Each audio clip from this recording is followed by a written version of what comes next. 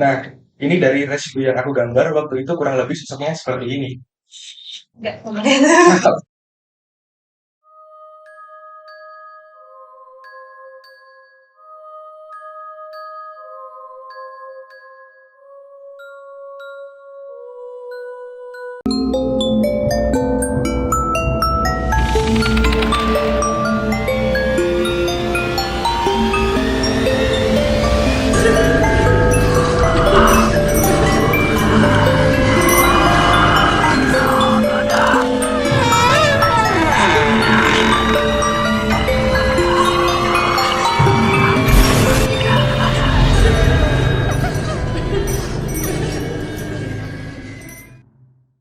Selamat datang di Jero Portal.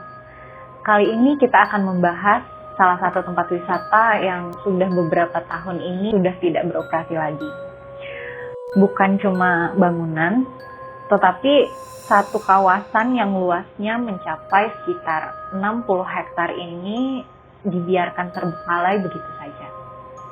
Sejak saat itu banyak fenomena-fenomena yang terjadi di sana. Konon, di tempat tersebut didiami banyak klaster jin dan siluman yang saling bertarung berebut teritori atau wilayah kekuasaan. Bukan cuma itu, tempat ini juga disalahgunakan oleh oknum-oknum untuk mengambil pusaka dan sebaliknya, juga membuang jimat. Beberapa waktu lalu, tim kami sudah menelusuri tempat tersebut.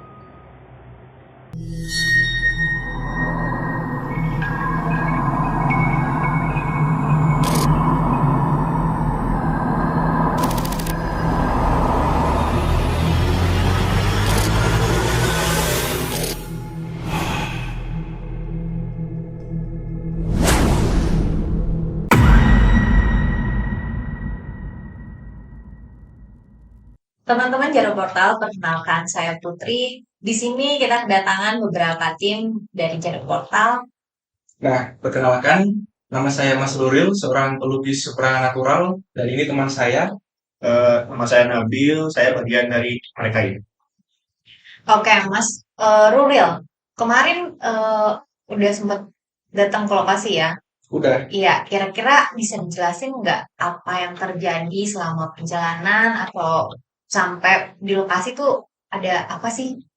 jadi kemarin kita melakukan penelusuran ke sebuah tempat wisata terbengkalai yang kini sudah jadi kampung mati, yang mana dari sejarahnya dulu itu sebenarnya tempat wisata, cuma karena pemiliknya dinyatakan pilot, akhirnya tempat wisata itu tidak terurus, dan sampai sekarang tempat wisata itu menjadi sebuah Tempat yang lokasi kawasan yang dihuni oleh banyak dari mereka dalam tanda kutip. ya. Mulai kita dari perjalanan ke sana, hal yang unik yang kita temui ketika kita perjalanan itu adalah ketika kita mau masuk ke kawasan si daerah itu nih. Nah, di situ lampu tepi-tepi jalan yang tinggi itu semuanya berkedip. Tek tek tek tek tek tek tek tek. Nggak cuma satu lampu tapi semua.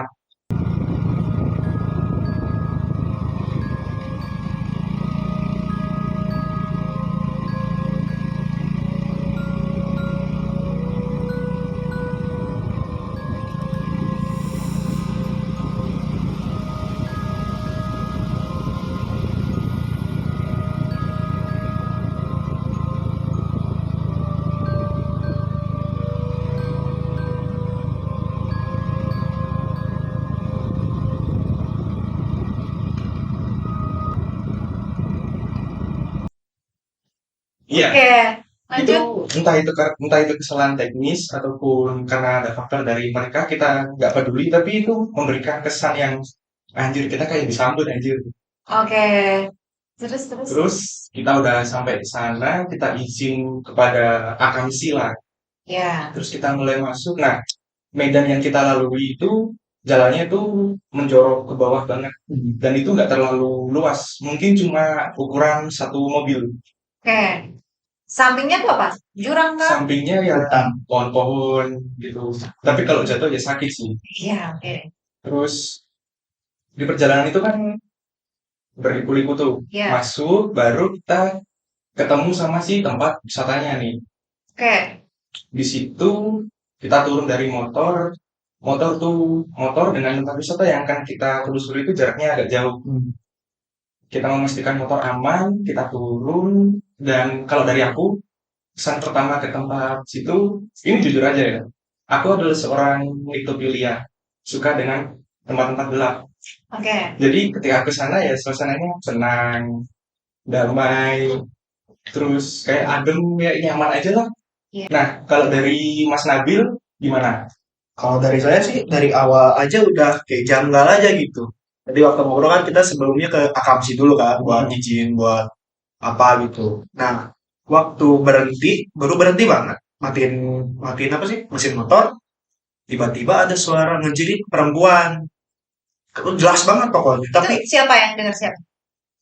tapi waktu nanya ke yang lain katanya nggak fokus. Oke. Pas udah turun tuh kirain kan ini tempatnya emang banyak konten kreator juga kan. Iya. Kirain ada yang nge-shoot juga. Pas kita ngecek ke tempat ternyata nggak ada siapa-siapa, cuman kita doang nih. Dah sesudah kita izin itu tadi yang sebutin kan kita langsung ke lokasinya. Yang saya dengar tuh banyak suara kayak orang inilah ngarit buat makan domba. Ada Oke. suara parang kayak gitu, kayak diadu sama besi lagi. Oke. Sering, sering. Cuma segitu aja udah. Setelah itu nggak ada lagi sih sampai tempat kita syuting itu nggak ada.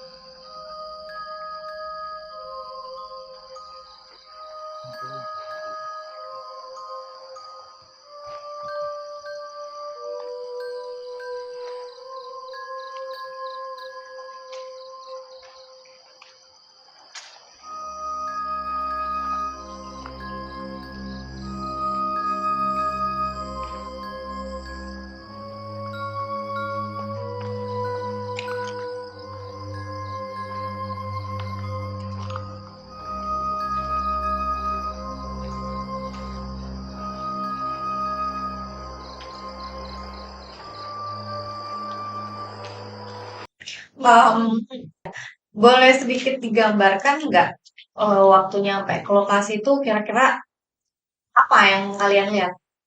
Nah, jadi buat kalian yang nggak tahu nih, lokasi tempat wisata itu sebenarnya bangunan gede di tengah-tengah lahan kosong berhektar-hektar tadi. Itu tuh ada bangunan mungkin sekitar 3 atau 4 lantai. Mirip-mirip ruko gitu sih. Banyak-banyak tiang, banyak Oke. ruangan-ruangan, kotak-kotak yang mungkin dulunya digunakan untuk jual beli souvenir. Oke, ya. Nah, di situ kita mulai menelusuri di lantai satu nih. Di lantai satu itu yang aku rasain mungkin ya seperti tadi sih tetap tenang, nyaman. Ya. Terus di belakang si ini bangunan kita ada aliran sungai deras banget. Ada sungai. Ya, ada sungai deras banget. Terus ini kan dari kacamata awam nih. Nah, kalau dari kacamata Bang Jero bisa dijelaskan Bang? Sebenarnya kan kayak pas diceritain tadi ya, itu tempat tuh gelap, sepi, udah lama kosong juga. Bahkan lampu penerangan juga sama sekali nggak ada di situ tuh. Jadi pas datang itu emang sepi banget dan emang dingin banget. Karena di atas gitu ya, kalau nggak salah ya, di atas Bandung, Lembah gitu kan dingin banget. Tapi di balik sepi itu sebenarnya ramai. Jadi ketika kita datang di tempat itu, terus kita jalan menuju ke gedung tuh lewat jalan setapak yang kiri kanan itu kayak jalan tinggi. Nggak kelihatan kita setelah gelap itu apa, tapi pokoknya jalan semua, jalannya cuma setapak. Kita masuk ke sana, itu tuh langsung kayak tiap-tiap lantai, gedung itu tuh kayak bendera gitu kan besar. Tiap-tiap lantai itu kayak ada banyak mata-mata yang kayak ngeliatin, ini siapa yang datang nih gitu.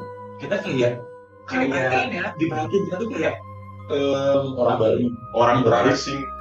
Kalau ibaratnya pertunjukan, mereka tuh namanya dari tribun, karena berlevel kan. Berarti kan satu tribun, dia tuh kayak penuh ngeliatin kita dari bawah. Siapa nih gitu. Jadi memang tempat itu tuh di balik sepinya sebenarnya ramai dan padat banget nggak ngerti ada apa, tapi seiring berjalannya waktu akhirnya kan kita tahu gitu. Nah, terus kita mulai untuk meneruskan penelusuran karena di lantai satu gak ada apa-apa nih. Ya mungkin banyak lah dari mereka. Tapi mungkin kayak figuran aja gitu. Oke. Terus kita mulai melakukan penelusuran ke lantai 2. Ya. Nah, di lantai 2 ini tetap suara sungai itu masih kedengeran jelas banget, dan sebenarnya ketika di situ aku tertarik banget buat entah kenapa kayak pengen ngeliat sungainya kayak gimana sih gitu. Tapi pada akhirnya kalian nggak lihat. Nggak lihat. Oke. Aku belum nanya nih, aku belum nanya pasti lokasi. Tapi ketika datang dengar suara sungai itu, kamu dengar apa?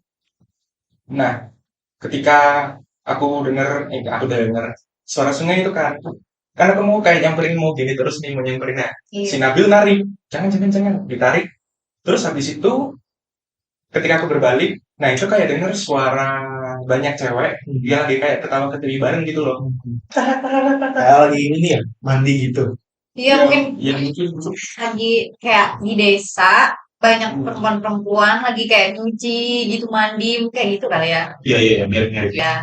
Kalau saya sih beda lagi, tapi kalau yang suara cewek itu beda lantai. Tapi kalau yang di lantai 2 itu, semakin dekat ke sungai itu tuh, suara sungai itu bercampur ada saya kayak suara musik tradisional gitu.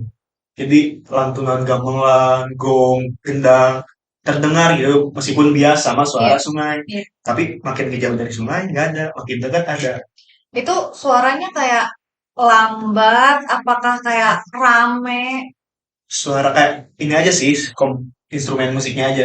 Ding ding ding. Oh, Suara- lambat berarti Iya, ya. jadi mereka tuh seperti ingin memberitahu mereka tuh ada di sini, tapi tidak secara langsung gitu. Oh, Dan soalnya kesan pertamanya lokasi itu kayak aman-aman aja sih. Mereka tuh kayak kita nggak ganggu mereka, mereka nggak ganggu kita. Cuma kita penasaran, mereka penasaran gitu. jadi ketika kita di sana itu, makhluk-makhluk yang ada di sana itu kayak tidak merasa terganggu dengan adanya kedatangan kita. Terus di lantai 2 itu, di sana aku start mulai menggambar sosok-sosok yang sorry. ada di sana. Nah, kita kan lanjut ketika di penelusuran di lantai 2 itu, kita kan mulai take video nih. Aku di situ mulai menggambar apa aja yang ada di ruangan tempat aku berada. Ya.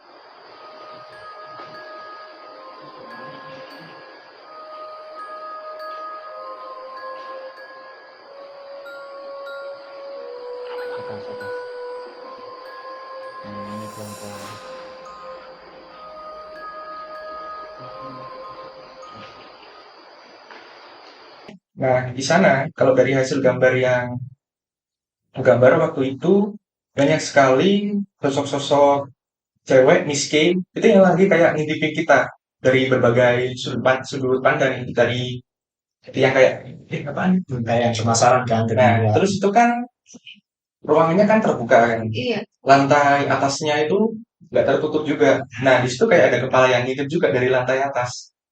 Sosok nah ya itu Poci. ngintip, kelihatan kepalanya dong kayak nunduk gini nih. Nah, Wah, gitu. kayak sebanyak itu ya Iya, yang merhatiin kalian. semuanya penasaran dengan ini orang apa sih, ada apa nih? Kayak mungkin kayak gitulah aura yang kita dapatkan pada saat itu. Nah, kalau dari Mas Nabil gimana? Nah, tadi kan bilang di lantai bawah tuh Niske itu, di lantai atas si Pochiga itu. Nah, sebenarnya di situ kayak gimana sih hutan alam rimba? Kan semua hewan tuh punya kawasan teritorial masing-masing. Nah, Iya. mereka juga punya. Ada yang misalkan di bawah tuh si Niske, di atas Pochiga itu. Jadi mereka tuh punya wilayah teritorial sendiri. Oh, berkelompok ya Iya. jadinya ya. Nah, kadang juga mereka terjadi perselisihan lah, perebutan wilayah. Jadi mereka mereka tuh lebih sibuk bertarung sama mereka lagi daripada sama kita, makanya lebih aman sih. Kalau pada saat itu kalian berangkat ke sana tuh berapa orang? Oke, jawab nih. Kita berangkat ke sana itu ada 4 orang. Cukup berani ya. Iya, Tapi nggak ada terjadi sesuatu kayak kesurupan kah atau enggak sih. Kita enggak ada sama sekali. Soalnya kan kita niatnya bukan menantang kan, kita cuma penasaran nih, yang dikata orang bener nggak? Terus aku kan di sana kan gambar tuh. Nah, hasil gambar yang aku dapat waktu di sana itu kurang lebih seperti ini. Kalian akan melihat dua versi. Yang pertama aku buat sketsa, nanti ada gambar digital.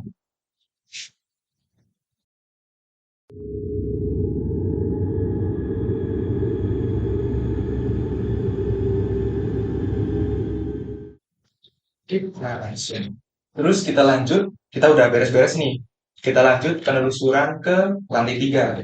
Di lantai 3 itu yang kita rasain sama, cuma kalau dari yang aku lihat emang gak ada apa-apa, karena aku udah bisa melihat. Oke. Tapi yang aku rasakan di sana itu kayak deg-degan aja gitu.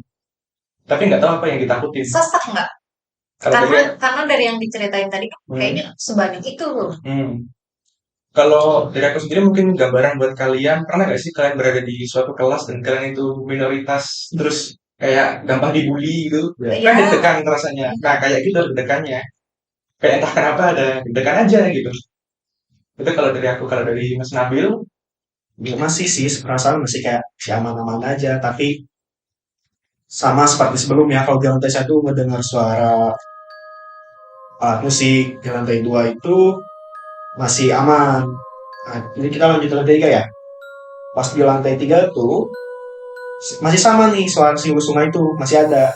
Semakin deketin, yang suaranya itu udah beda lagi, bukan suara instrumen musik, tapi suara kecapi Sunda. Itu jelas banget, kalau yang kecapi Sunda jelas banget. Ting ting kayak gitu. So, udah sadar, wah berarti yang tadi suara di bawah itu benar. Jauh lagi dari suara sungai itu ada kayak residu-residu waktu tempat itu masih rame nih. Ya. Kayak anak-anak lari-lari di situlah tempat lagi main. Tapi bukan mereka, residunya aja. Iya, iya. Rekaman tempat ini waktu rame nih. waktu masih Masih jaya-jayanya. jaya-jayanya gitu. Setelah itu kita lanjut ke lantai 3. Di lantai 3 itu kita menelusuri tempat-tempat di sana yang ada kamar mandi, tetap ke ruangan-ruangan, dan sosok-sosok yang kata Bang Jero ditampakkan itu berbeda-beda di tiap lantai. Mungkin Bang Jero bisa menjelaskan. Ya, karena tadi boleh disinggung ya, tempat itu tuh terdiri dari banyak banget klaster makhluk dengan aneka rupa. Yaitu mereka kayak berkelompok-kelompok, benar tadi kata Putri, berkelompok-kelompok yang saling ribut. Tempatku di sini, tempatku di sini. Sama kayak hukum rimba, siapa yang kuat, dia yang menang. Itu berlaku di hukum mereka. Makanya kenapa terjadi peperangan? Kalau kalian lihat, satu patung aja di sana kan ada patung ya. Oh iya. Satu patung itu sebenarnya tuh udah didiami berbagai macam makhluk gitu, karena satu patung aja direbutin buat jadi tempat tinggal. Jadi bisa dibayangkan sepadat itu tempat itu. Karena apa? Karena sebenarnya tempat itu menjadi ramai dalam tanda kutip bukan semata-mata makhluk yang ada di sana, tapi tempat yang udah kosong di sana tuh kayak magnet yang kemudian menarik energi-energi di sekitar lingkungan tersebut untuk akhirnya tinggal di sana. Jadi bukan cuma makhluk yang asli situ, pendatang pun ada, kasarnya gitu, bermigran ke sana untuk jadi tempat. Dan itu memang lebih banyak pasar sih, tapi satu penguasanya itu justru siluman wujudnya. Tapi yang meresahkan bukan yang penguasanya ini, justru makhluk yang semakin tinggi dia energinya, semakin tinggi dia levelnya, dia itu semakin menjadi peradaban manusia, atau tidak mudah bersinggungan dengan manusia. Karena beda, frekuensinya jauh banget gitu. Tapi yang sering kali menghantui atau mengganggu manusia dan sekitar sana, itu justru makhluk-makhluk sekelas Biske yang memang terkenal usil. Dan Biske di sana tuh malah cabul.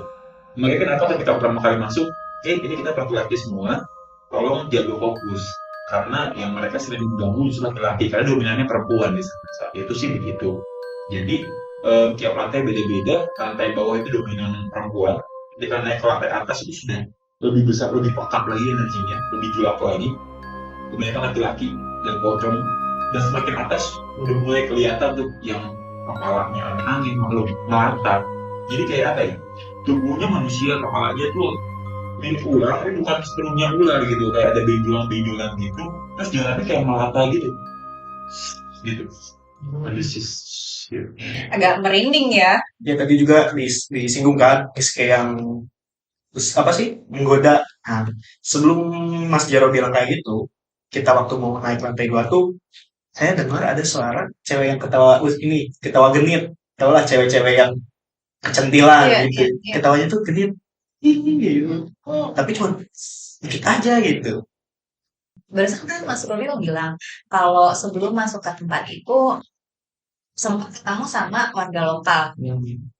Ada cerita nggak sih dari warga lokal itu kayak pernah diganggu kah dari makhluk-makhluk di kawasan itu? Nah, kalau dari cerita dari warga lokal sendiri, tempat itu emang banyak kejadian-kejadian aneh yang mereka alami dan tentunya bervariasi dan juga tempat itu menjadi kayak sebuah kalau orang mau nyari barang dalam tanda kutip sama buang barang di sana. Barang tuh barang apa? Kayak kayak gimana sih? Jimat kayak gitu aja. Buang jimat, ya pesugihan juga kadang gitu. Itu yang bikin mereka marah padahal. Kayak buang jimat. Itu sebenarnya kayak dekat sama pemukiman warga nggak sih? Dibilang deket ada sih pemukiman warga. Tapi nggak sebanyak sebanyak yang dikira gitu di kampung-kampung lain. Ya kan Kayak di situ kawasannya kawasan wisata kan. iya. Lebih banyak hotel sih daripada Nah, rumah iya. warga. Jadi mungkin kayak warga sekitar ngerasa diganggu tuh kayak mungkin pas lewat kali ya. Mungkin. Karena nggak mungkin masuk kan, kayak mau Hmm. ngapain. Nah, terus dari cerita warga juga di situ itu kayak sering ada yang manggil. Waktu mereka lewat ke Ya, daerah situ. mungkin ini korelasinya sama dengan sosok Rizky yang geni tadi, suka manggil orang-orang gitu. Mungkin. Manggil tuh gimana sih? Nah, mungkin Bang Jero bisa jelasin. Ya. Jadi memang menurut pengakuan warga memang menjelaskan katanya saya ini pernah dia mau bahasa Sunda ya tapi berarti artinya kayak saya ini pernah lagi lewat malam-malam itu dipanggil namanya gitu misalnya hujan gitu. Terus ada yang disiulin dan beberapa kejadian setelah disiulin dia nggak fokus itu kecelakaan. Sebenarnya kecelakaannya bukan karena makhluk itu mendorong apa ya, enggak ya, tapi kecelakaan itu terjadi karena manusia itu sendiri. Tapi diganggu fokusnya. Karena ada yang manggil, siapa nih, panik, terus ya nggak fokus berkendara, akhirnya terjadi sesuatu. Kok makhluk-makhluk kayak gitu kayak bisa otomatis tahu ya? Kayak manggil nama gitu. Karena mereka merekam memori manusia sih. Mereka bisa tahu memori manusia sih. Kayak gitu. Nah, makanya kalau berkendara bawa tuh yang ngelamun. Iya, hati-hati, jangan lupa baca doa. Coba Mas lanjut, barusan cerita lantai 3 tuh gimana? Nah, kalau di Seru sih. lantai 3 sendiri, waktu itu kan di lantai 2 kan kita penelusuran ke kamar mandi tuh. Di lantai 3 kita juga ruangannya sebenarnya masih sama. Dan kita juga tetap masuk ke kamar mandi yang ada di lantai 3. Nah, di sana itu ada sebuah sosok yang aku tertarik nih buat ngulik dia lebih dalam lagi tuh. Karena sosok itu ada di tiap lantai. Tapi sebenarnya ya satu itu aja pindah-pindah ngikutin kita gitu. Serius. Iya, tapi cuma di kamar mandi. Cuma di kamar mandi, teritori dia itu cuma di kamar mandi. Jadi setiap lantai tuh ada Ada. toiletnya. Jadi kita Ada. kan setiap lantai masuk kamar mandi nih. Tiap kamar kamar mandi lantai satu tuh si sosok itu ada. Kita naik lagi, dia ada lagi gitu. Lanjut. Nah, dari sosok yang aku tangkap waktu residu di situ, itu adalah sosok kakek-kakek tua, kurus, kayak Dobby di Oke. Harry Potter. Iya. Terus dia itu merangkak, terus gileran, ya ini sampai netes-netes ke bawah gitu. Serius. Terus Dari residu yang aku tangkap nih ya. Dan ini aura yang dia pancarkan itu cabul.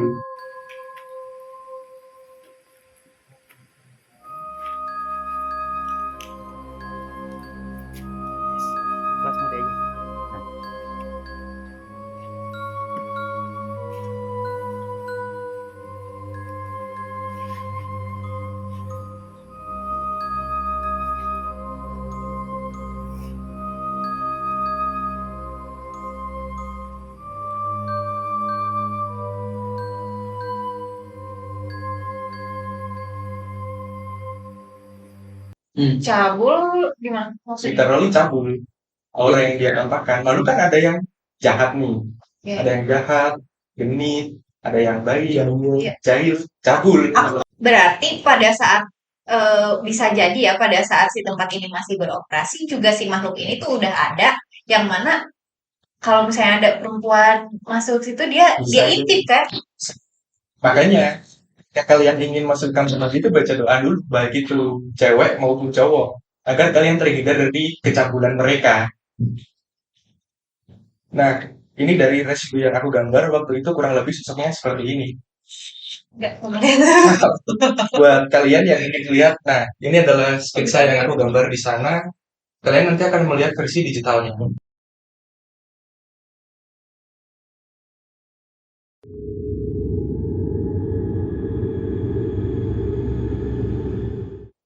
Nah, jadi ketika aku menggambar di sana itu ada fun fact. Aku gambar di situ waktu itu kita masih di lantai yang sama nih. Cuma Bang Jero dengan Nabil itu jaraknya agak jauh dari kita. Ya, Oke. jaraknya agak jauh. Terus aku ini sama si teman aku, ketika aku kita mau nyalain lilin kan, Iya. mau nyalain lilin buat gambar. Nah, lilin itu Untuk penerangan ya. untuk menenangkan ya untuk biar suasananya biar beda lah. Oke. Nah, kita tuh nyalain lilin, lilin itu dinyalain kayak kebal gitu anjir. Yang satu kan, Nyala. yang satunya kan nyala, yang satunya habis nyala, dia gak ketiup angin. Tapi mati. Matinya tuh kayak apinya mengecil, Ini mengecil kayak mati. api kekurangan oksigen, kan api butuh oksigen nih buat Nah, menyala. Nah, si api itu kayak matinya tuh karena kekurangan udara. Jadi kayak api nih ditutupin sama gelas. nah Iya, kan iya, iya. apinya mengecil. Nah kayak gitu, dan itu berulang-ulang sampai 5 kali lebih. Iya. Waktu itu kan lilin dua nih kan. Yang satunya aku tempelin, seret udah nyala nih. Dia tetap yang satu ini masih ngecil lagi. Apaan nih anjir? Terus aku tanya sih, Bang, lihat gak Bang? Sama temen aku nih. Iya. Lihat, lihat, aku lihat. Terus aku kayak, mungkin ada hal lain yang mengganggu ini si lilin selain faktor oksigen tadi ya. Iya. Aku bilang gini, kamu diem ya, jangan ganggu kita. Kita gak ganggu kamu. Bismillahirrahmanirrahim, ses, nyala. Udah, kita kan kayak emang gak nantang sih. Kita ngomong baik-baik ke mereka gitu loh. Ya walaupun komunikasi kita sebenarnya nggak tahu nyampe ke mereka apa enggak, yang Iya. penting aku ngomong gitu. Iya. Habis itu nyala, aku mulai gambar, terus itu kakak-kakak yang kalian lihat tadi, dan di lantai ketiga ini ada fun fact motor tak seperti yang aku bilang tadi itu kan jaraknya jauh. Nah, di situ ada kayak center-center gitu, ada banyak orang, terus kata Nabil ada mobil juga yang datang. Ya, Kita tuh takut, Iya. bukan takut sama setan yang ada di sana, tapi takut motor kita hilang. Oke. Nah, ketika kita samperin, set,